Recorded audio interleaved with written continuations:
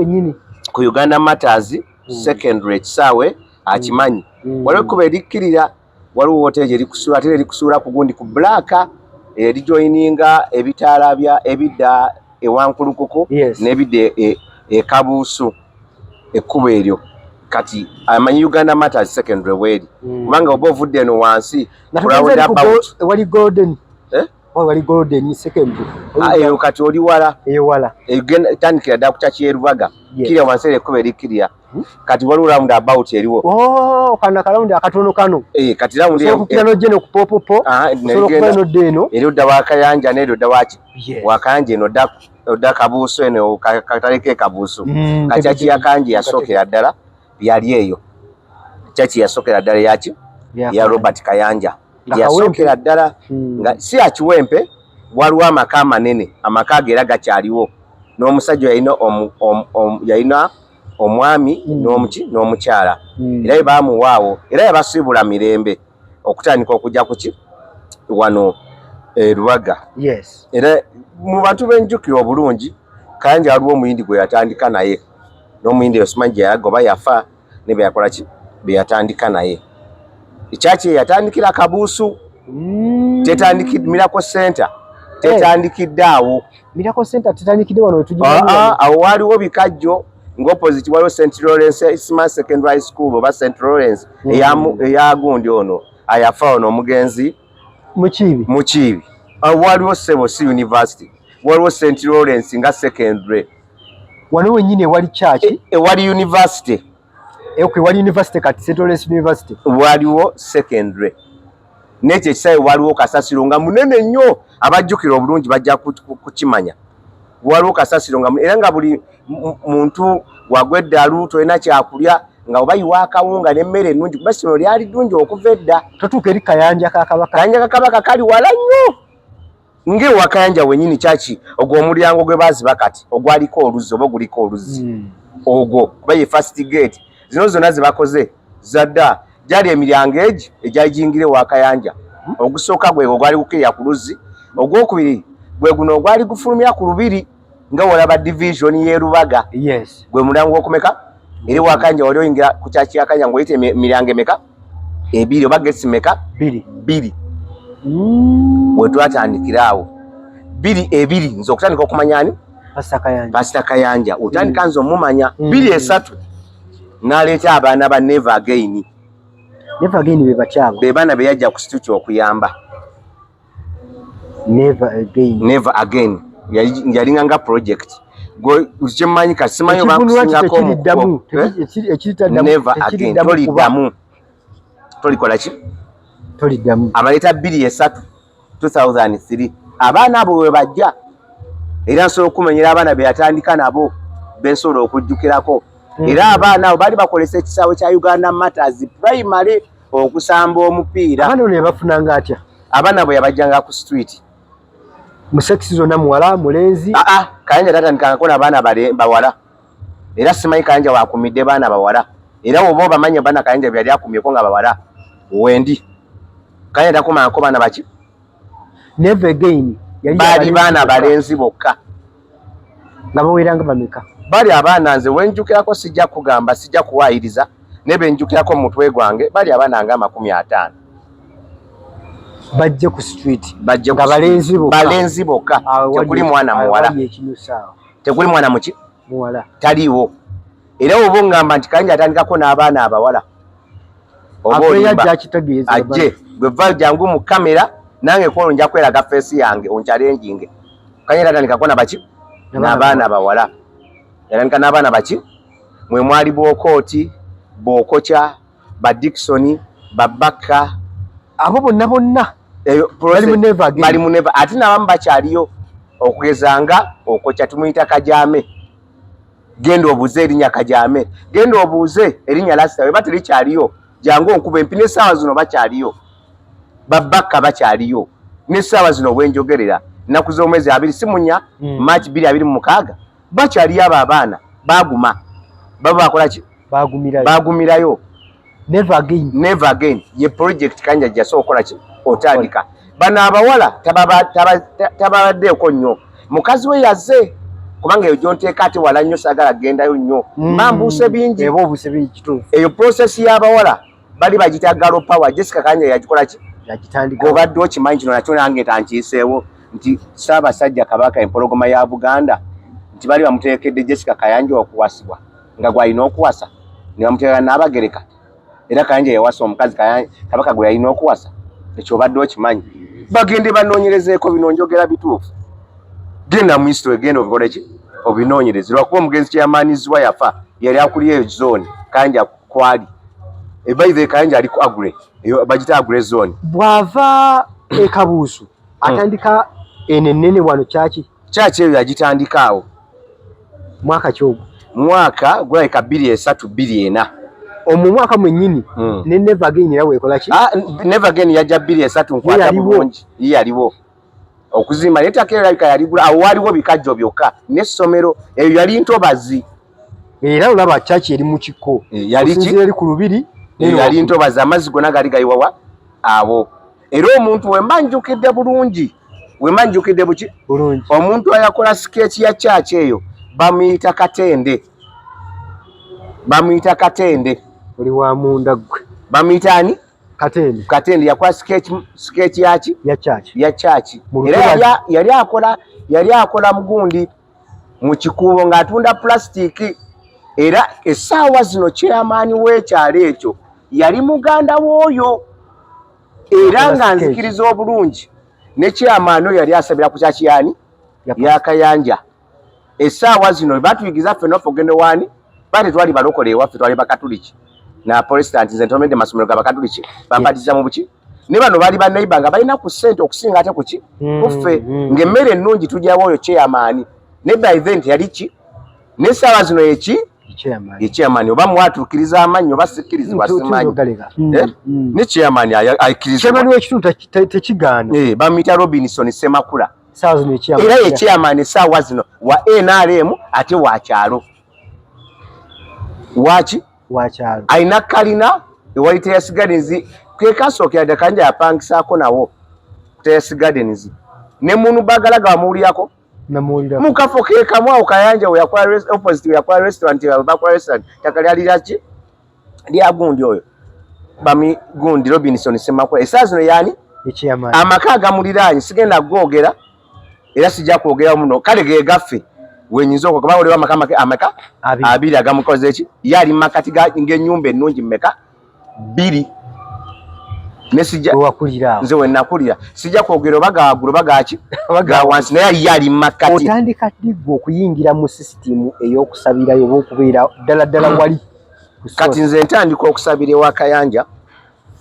ndabika yali 2:5 nga ntula P7 jjukira oba otula P7 bagamba ebigambo biki genda osabe Katonda ajja kuyamba oliyite P7 kati by then abaana ba Robin Semakula baali bakwano bange oba amanya nga atuukize nagaaga abaana bakati nze njagala kwogera facts kwaliko omukwano gwange yali asinga twalisamba omupiira era nga neegomba nnyo banali manyi omuki bamuyita Mukibi Enoka essaawa zino na musawo yali mukwano gwange nnyo era eno sewe n'atuuka ku bantu nga ekituufu bebino otuukako bajja kutegeera amaki amazima kuba bibaddewo nze kati ntandika be batusikiriza mu P7 awo batukabaga mugende musabeko ofune omukisa oyite banzi natula omwaka gwe gumu ne Enoka Semakula nedda natula omwaka gwe gumu ne muwala we bamuyita Etho Semakula era oyo muwala yali mukwano gwange nnyo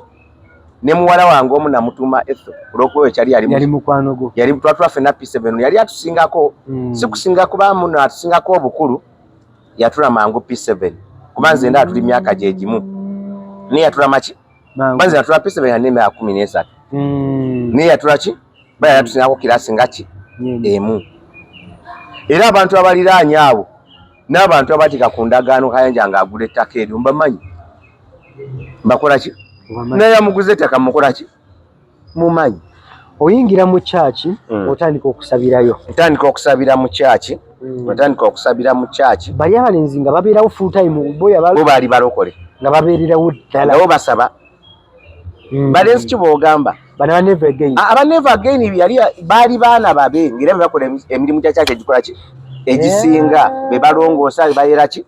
kubanga jjukira omuntu aba akusuza akuliisa lwaki ogana mooleza ki motoka kubeerawo kumukuuma bo babeerangawo basanganga mugenzi okusaba naye nga si bakwano bange si baki balaba buki bulabi era ngenda kubajjukiza obulungi lwakuba onvugamu supiidi era ngenda bajjukiza bulungi mbazeeko emabega era Kayanja we yasooka opangisiza abaana abo we yasooka okuba ki waali waka waffe nga waliwo kikalina ekitanaggwa we waali essomero lye bayita Noah's Ark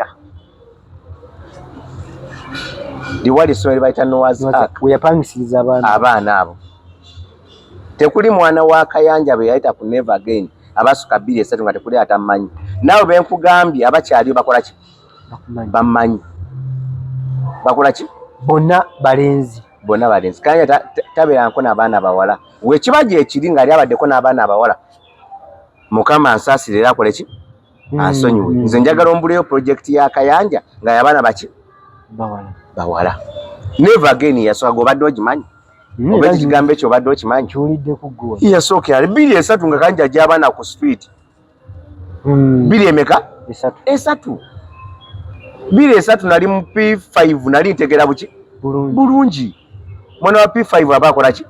ategeera ebimu ayinza obbyera bino naye ate aba akola ki ategeera ate bwe nali ntula P7 era President Museveni Yoweri Kaguta Museveni yeyagulawo ki kyaki era n'ekijjukizo okiraba era twamalako ennaku nga 4 nga tetutambula bakusanga ekiro saa 5 ng'otambula bakubuuza olaga security yasooka nejja omukulembeze ajja ku Sunday security bagitibwamu ku Monday ne babeeramu wiiki namba gobadde eriwo kimanyi nkujjukize nti Kayanja yayagulako nti mapulezidenti abeesingeyo 26 omu agenda fa ate agenda fa accident ani oyo Sebana yasooka ogwa ku accident najja neyeenenya teyamutta najja neyegera neyeenenya ebyo nna byenkubula egyo ebiri kuba mbadde mbirabako olwo ntula P7 nga tugenda mu biika mu kalu ka 26 kubanga akalulu tandika okanoonya 25 nga bagenda kulonda 26 yegera neyeenenya era g'obadde okimanyi maama onansonyiwa mukya Janet Museveni kuba omusango ogwasookera ddala Kayanja nga bino byoyogerako bayogerako abantu bagambe b'ebisiyaga maama Janet Museveni yajja neyeenenya nga yabadde ateeka ssente mmale okupuluvinga Kayanja nti musiyazi yejja kukya kineenenya genda onoonyereze bino nkuwa fakisi gwezobadde tomanyi bufuna obudde genda onenye male okuwa obujuli bye yalinga ayogera byonna ku nga Kayanja yeebuuza ani ateeka ssente mmale musajja mugezi abadde amanyi Prophet Kakande amanyi Kayanja kubanga amamanyi bafoojinganga obujulizi biki abadde abikola ki abimanyi byonna malowe bamuwase nga Kayanja agamba ali musajja mugagga male mwavu sente azijjawa akuba akasimu gwojjukirako olunaku lumu nyabigatagatta lumu ng'onfulidde obudde bulungi bitambulize muki ono nkolawo samari gobadde okimanyi nti Kayanja be bamu ku ba president's advisor kati nakyo genda okibulize be basooke 10 era president wange Yoweri Kaguta Museveni yagamba maama Janet muno omusajja mwesonyi omuleke nga Kayanja amaze okuzuula nti Janet Museveni yateeka mu maleki sente banze nkubulya mazima Kayanja yateekangamu milioni 10 okudda waggulu ogenda ku Buganda Road Court gumusango gye gwasookera bono bize luvannyuma wano bono mwanga tu amuli mu bikadde musango gwadda myaka nga 2 mabega gwasookera ku gundi Buganda Road nga nange enkyaliyoze ayogera kamakogera nga bakyalina Lupeka omugenzi Lupeka yafa yali aliisa emmere ya embwa za Kayanja emmere gobadde okimanyi era nkujjukiza bino byonna njabigattira wamu nti Kayanja yafiirwa taata we n'atabika ng'akayumba ewabe kattaka omusajja alina kyaki yenkana alina kyaki ennungi bwetu n'amaka agali eggaba amalungi naye ng'ewabe akayumba kattaka gy'aziikibwa n'agaana obbika abaana ba Never Again bagenda ne bamuziikirako nga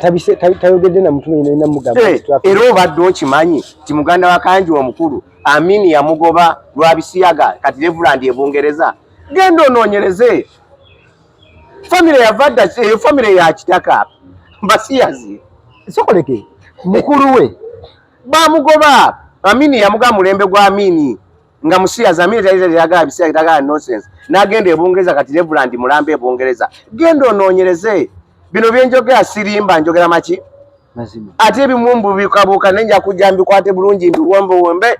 abalabi ba Focus TV bategeere ekituufu ekinyusi wekyakola ki wekiri bano bonna abogisima bamuwadde obukadde bisatu meka bisatu abena byakubuzaabuza batta bujulizi teri agenda va mu bujulizi teri agenda va muki mwekyo kintu bano abantu tebamanyi bino Kayanja si byasoose Kayanja okuvira ddala ku muganda w'omuki omukulu Reverend Amini yamukola ki Reverend Bungereza kyeyika ne saa zino mulamu olina kuyogedde wali mu butabika nakyempiikinzeewo mu butabika buno ewaka wali tewasanyusa naye nga Florida alina church gaggadde n'amaka gali ku mazzi eggaba Kayanja amuziika bamuziika Masajja Kayanja tebamuziika wala bamuziika wa Masajja yagenda obulize bino nkuwadde facts abantu bano bonna sente yazirina sente zino enfuna yazo gye neebuuza pastor esente zino zogamba mu mwaka ogwo wazimbira church naina n'amaka agateredde naye ng'ate waka okutya n'okubika kitaawe nga akayumba tekakola ki tekategerekeka enkola ye enyingiza ye yalinga atya church yali yamala dde okukwata ng'erina abagoberezi bangi nnyo nga bayingiza sente mbi Kayanja abadde mugagga okuva we yava ekabuuso Kayanja adde musajja muki mugagga taata we tafudde 2.5 tafudde 2 ki church ya Kayanja yemu ku church yasooka okuba ennene mu East Africa si Uganda mu East Africa era yakakande yakati yesinga obune muki mu East Africa ne Kayanja church ebadde nnungi mu Uganda ne muki ne mu East Africa ngojeeko omuzikiti ogwa Gaddafi ne church ya Kayanja nga yabalokole ebadde we banga ki era nyinza okukiza mu East Africa tewali church era esinga ya Kayanja okujjako wa eyakazimbibwa eyakubiri Prophet bamuta Prophet Kakande yes ye church ey'amaanyi kati eddako bayive nga Kakande nazimba church eyo Namutebi yabadde addako church enki nene nga nnungi ate bamu tubakulika ekigambo mirako kulika ekigambo ki sokoleke bano bonna be bamu Kayanja Namutebi oba pastor butandika oba bujja ko oli mukulu we oli Reverend Kayanja wa pastor simanyi wa butandika kubanze siri mukulu nnyo musinga badde mwana muki olanze we musangidde we mutandikidde omukola ki okumutegeera yali ne Namutebi yali wagundi namba yali ne Namutebi bakwataganira wa nanti Namutebi kyeka yamusumba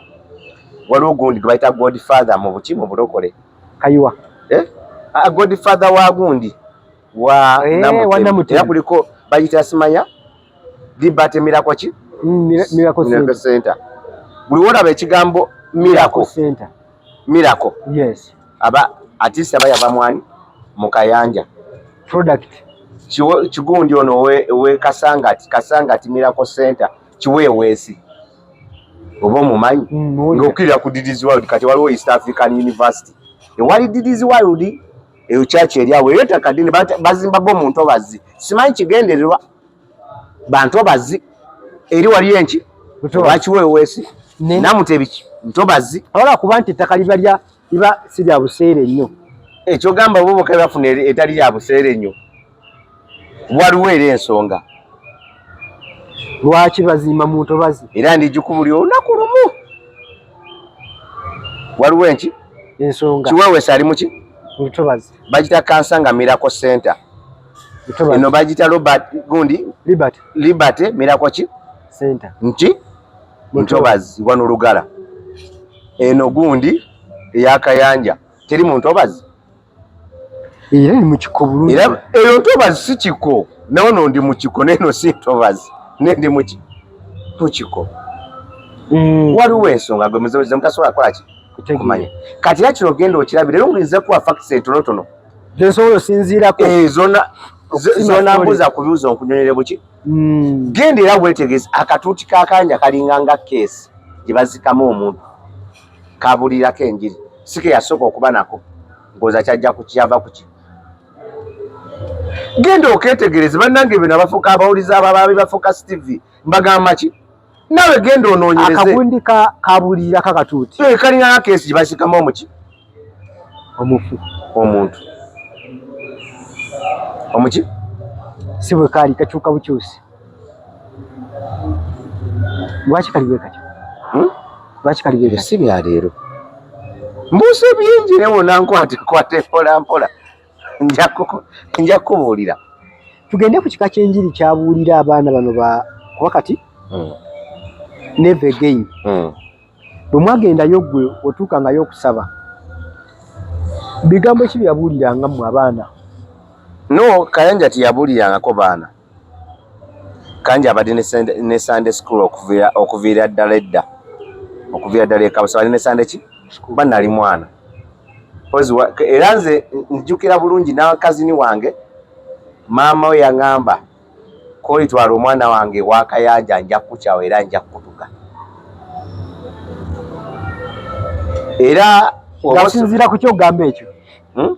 yasinzira ku kyogamba oli mwana wa bulenzi alina ensonga lwaki yakola ki yasinzira okwogera ki okwogera ekyo n'ekirala kyenyinza okugamba waliwo ekitongole bali bakita give me a chance mukulu wakyo bali bamuyita Kamese yali boy oba girlfriend wa Kayanja wemba nkiyita naye nga musajja ebyo genda onoonyeze facts bali bakita Kamese era kyali awo nga wali baasi za ranking give me a chance kyali kitongole era senga wange yali akikoleramu nga bosi wabe yani era ye musajja gwosobola okukwata essaawa zino waba akyaliyo mulamu n'omugaa agenda osabireko ewa Kayanja n'akutema n'akola ki nagamba ogenda kiri wakirikanku ogenda osabira eri nsibe lwa butemu leka basobola olw'obutemu so obulamu si bwangu lwakuba mbadde mbuukabuuka olw'obudde nti nagyendaga musangiza nina gyenkola ki ne story eyo njagikola abalabi ba Focus TV nga be mbagambye nti omwami ono si bwe nadde nyina okukolako story waliwo omwami olagwira dina okukolako story naye n'atya kamera naye ono yakkiriza agambye nze kasooba batonda ze feesi nja kuwa information gye mwagala so kati okuba bugwikiriza nja kusaba olunaku olwaleero bye tutegeddeko tubitegeere baive kankusabemu ekirimu nja babuulirayo ensonga endala bbiri lwaki Benin yajja mu Uganda era lwaki yatuukira wano Benin yakajja mu Uganda emirundi ebiri guno gwe mulabye si gwe gwasooka kulusede yasooka twali Namboole eno yakubiri gye mulayi wano ewa Kayanja nja kubuulira ensonga ey'okubiri lwaki Joyce Maya yajja mu Uganda nja kubuulira ensonga ey'okusatu enkolagana ya pasita n'abazungu ebaddewo nja kubuulira ensonga ey'okusatu lwaki Martinez omu ku bagagga bali basinga mu America ayakola Channel 44 yagitandika yadduka muki mu Uganda n'akyaba Kayanja ezo ensonga nja zibabuulira gobadde omanyi muno Joyce Maya yajjako mu Uganda gobadde okimanyi muno ne Channel 44 byo manyi yono bagita Martinez yagitandika genda onoonyereze bino sibyogera lwakuba nti nabisoma kuba sina gye mbisome mbimanyi kuba baddewo ba Exodus abo mbamanyi muganda wa Exodus gwe bayita Nsereko kasaazi naali mwami oba yagenda mwami ko bajja ali oba mulamu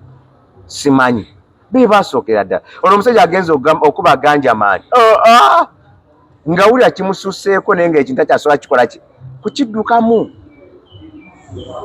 nga takyasobola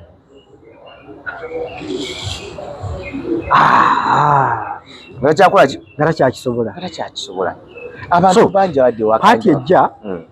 ogenda tutunuzaako ku ngeri abazungu bano enkolagana yabwe ebadde era bwe bajja biki ebyo ebikolebwa kati g'obadde eri okimanyi Kayanja we yasooka ogenda ebweru ng'abuulira enjiri omuntu yasooka omufuwa sente nnyingi amuwa $10 akapapula ka $10 ze sente essewa ezo zaali sente ki nga woziza mu za Uganda nga sewa omuntu wakuwa by then zaali kati saa zino ziri $37 ne Kayanja we yagenderera ebweru nga sebo okuwa ne saa zino bakutuma $37 omukono gumu oganoonye naye okuwayo weeks bbiri nga tolina kyotunze si kyangu kati jjukiramu agedda oli yazimufu yali mukyala ne batandika okujja omugobera ne bagamba omusajja asuula abantu mu Afrika asangibwawa ne bajja ne story ekinyusi we kiri nnyo ku Benin omulaba nange agenza okukoma okiyanga wonna abeera nga mutegedde ku guno omulundi Benin yajja ddaano oba bbiri nga kyogamu abaddewo 27 Benin kyeka naye wajjidde wemba sirabidde muki mwaka ne gundi najja ono omukyala gwe bayita Joyce Maya ng'olwo batandika Galo Power jjukira ono yali w'abasajja ye Never Again natandika Galo Power Jessica Kayanja bawala era nja kuleetera ku bawala baliko mu Galo Power baddukayo nga lesbianism ekoze eki etandise ng'ekoze eki etandise muganda wange ntangende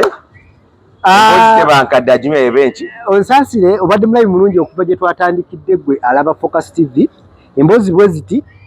tujja kugamba nti tujja zikuwa mu bitundutundu omwami ono alyoka atutuuse ku kinyusi kyabino ebigenda mu maaso mu ggwanga lyattu Uganda banaddiini bingi ebikolebwa oluusi ate ffe tutamanya ng'ate tubeesiza abantu bangi babagoberera twagala tulabe ddala pasita ay'ebisiyaga oba nedda ffe tujja kusinziiranga ku bigambo by'owulira kumenyini weesengejjeze okusinziira ku facts eziriwo otherwise tukube n'olunaku lwaleero tusigale video ezijja mu maaso awo babayi. Kusubscribinga ku Focus TV yange bingi